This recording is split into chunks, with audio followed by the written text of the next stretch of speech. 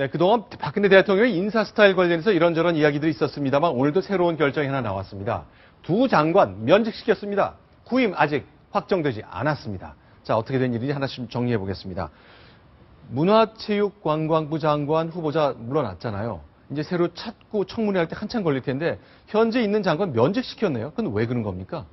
사실 저 장관이 새로 임명되거나 아니면 네. 또 청문 과정이 남아있는 상태에서 기존 장관을 면직하는 것은 거의 네. 유례를 찾아보기 어려운 아주 강수라고 볼 수 있습니다. 네. 그래서 이제 정치권에서는 그 면직을 두고 여러 가지 네. 해석들이 나오고 있는데요. 네. 1차적으로는 그 2기 내각 출범을 앞두고 1기 내각의 어떤 그런 때를 벗겨내겠다. 네. 이런 취지를 볼 수 있고요. 네. 또 두 번째는 이 두 사람에 대해서 청와대에서 사실상의 네. 어떤 경질 사인을 보낸 것 아니냐 이런 아하. 해석도 가능한 상황입니다. 네, 지금 보시는 장면 유진용 장관인데 오늘로 면직됐습니다. 며칠 더 할 수도 있고 공백을 좀 메울 수도 있겠다 싶었는데 면직까지 됐네요. 사실 유진용 장관의 경우에는 유임설이 좀 나왔었거든요. 네네. 그래서 일각에서는 후임자가 마땅치 않으면 장관이 계속 가는 거 아니냐 이런 네. 관측이 나왔었는데 네. 아마 청와대가 그동안 유 장관에 대해서 약간 좀 불편한 기류, 네. 또 친박 내부에서도 유 장관과 어떤 협조가 잘 안 된다는 어떤 이런 네. 기류들이 있었기 때문에 네. 그런 기류가 감안된 그런 조치가 아닌가 이렇게 생각이 됩니다. 아하.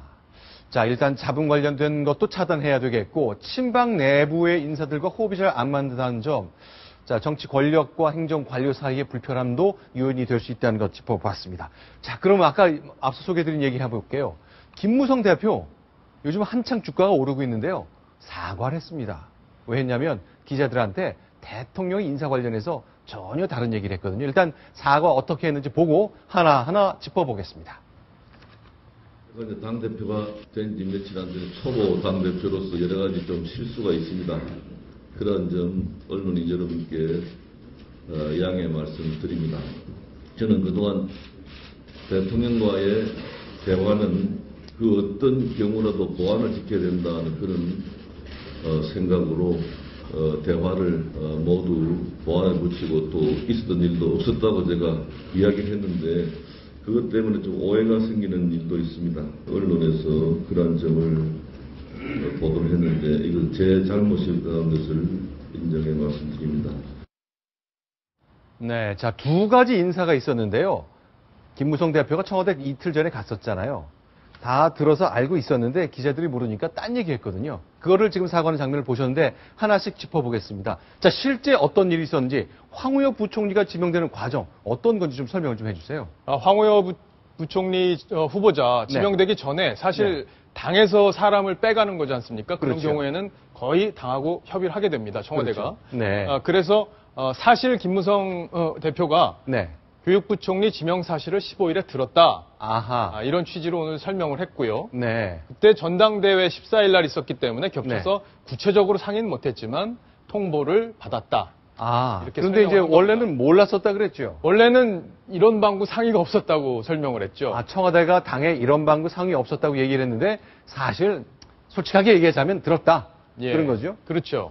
네. 두 번째는 정성근 후보자, 사퇴한 정성근 후보자의 사퇴 문제에 대해서 청와대에서 연락이 왔다. 네. 근데 못 받았다. 근데 다시 전화를 걸었더니 지명철에 얘기를 해주더라. 이렇게 다시 설명을 했습니다. 김무성 의원이 사실은 저 문제에 대해서는 회의 당시에 쪽지로 들어오는 보고를 보고 나중에 알았다. 이렇게 설명을 했었거든요. 그렇죠. 갑자기 이제 사퇴를 했는데 나도 몰랐는데 회의를 진행하는데 바깥에서 쪽지가 들어왔다. 그럼 이거 다 사실과 다른 겁니까? 물론 그렇게 발표 방금 났습니다. 그 쪽지는 들어왔겠죠. 그런데 그게 처음 알았던 건 아니란 얘기네요. 예, 통상 청와대에서 중요한 인사 문제의 경우에는 당에서 인사청문회를 해야 되기 때문에 당과 협의를 할 수밖에 없습니다. 특히 국무위원의 경우에는 더더욱 그렇고요. 그래서 아마 그 1시간 전 또는 한 2-3시간 전 요쯤에는 조윤선 정무수석 채널을 통해서 아마 통보가 된 게 아닌가 이렇게 지금 정치권에서 해석이 나오고 있습니다. 자, 그러면 어쨌건 이렇게 화끈하게 사과를 했습니다. 국민들 앞에, 언론인들 앞에 사실 다른 얘기를 했다. 그 바람에 사실과 달랐다는 게 보도에 나왔고 그러니 사과를 안 할 도리가 없는데 어쨌건 주가가 한창 오르는 신임 새 당대표 사과부터 하는 상황 저희가 점검해 봤습니다. 자, 이렇게 대통령 면직을 했고요. 당대표와 통보성 상의를 하는 것까지는 저희가 어렴풋한 윤곽을 잡았습니다. 박근혜 대통령 그런데 오늘 이제 다양한 일정이 있었는데요. 옛날 일을 좀 돌아가는 상황도 좀 있었습니다. 키스트 기억하시죠? 한국 과학의 산실이었는데 이곳을 방문했습니다. 아버지의 추억이 많이 서린 곳입니다. 같이 보겠습니다. 네, 직접 방문했고 최양희 장관과 악수를 나누고 있죠. 네. 예, 오늘 오전 성북구 화랑로에 있는 한국과학기술연구원 키스트에서 박근혜 대통령이 국가과학기술자문회의를 주재를 했습니다. 네. 지금 보는 장면은 박정희 대통령의 휘호를 쓴 모습을 보고 있고요. 네.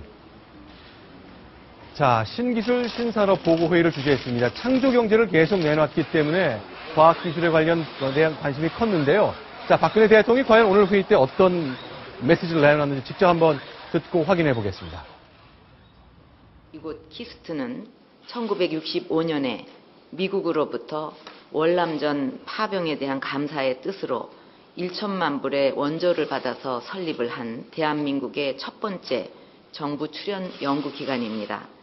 당장 먹을 것이 없어서 밀가루, 옥수수를 원조받던 시대에 우리 청년들이 피 흘려 벌어온 소중한 원조 자금을 미래를 위해 투자를 한 소중한 곳입니다.